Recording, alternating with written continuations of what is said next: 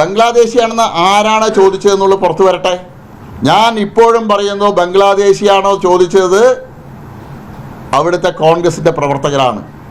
കോൺഗ്രസിൻ്റെ മുൻ പഞ്ചായത്ത് മെമ്പർ ഇയാളെ അടിക്കാൻ ആളുകളോട് പറയുന്നതിൻ്റെ വ്യക്തമായിട്ടുള്ള വോയിസ് അതിലുണ്ട്, ആ വീഡിയോ ക്ലിപ്പുകളിലുണ്ട്. പോലീസിൻ്റെ കയ്യിലുണ്ടല്ലോ, വീഡിയോ ക്ലിപ്പുകൾ മുഴുവൻ പോലീസിൻ്റെ കയ്യിലുണ്ടല്ലോ. പോലീസ് പരിശോധിക്കട്ടെ കൃത്യമായിട്ട്.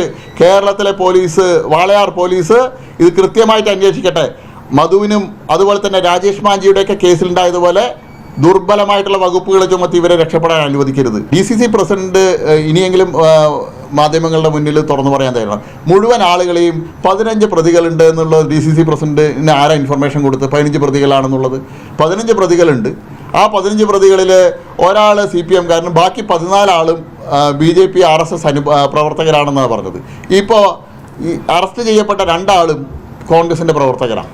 പോലീസിൻ്റെ പിടിയിലുള്ള 2 ആൾ കോൺഗ്രസിൻ്റെ പ്രവർത്തകരാണ്. DCC പ്രസിഡന്റ് മറുപടി എന്താണെന്ന് അറിയാൻ ഞങ്ങൾക്ക് ആഗ്രഹമുണ്ട്. ഞങ്ങൾ ഇപ്പോഴും ഉറപ്പിച്ച് പറയുന്നു, ഇതിൽ കോൺഗ്രസിൻ്റെ മുൻ പഞ്ചായത്ത് മെമ്പർ അടക്കമുള്ള ആളുകളെ കൃത്യമായി അന്വേഷിച്ചാൽ അവരടക്കം പ്രതിയാവും. അവരടക്കം ഇതിൽ പ്രതിയാക്കേണ്ടി വരും.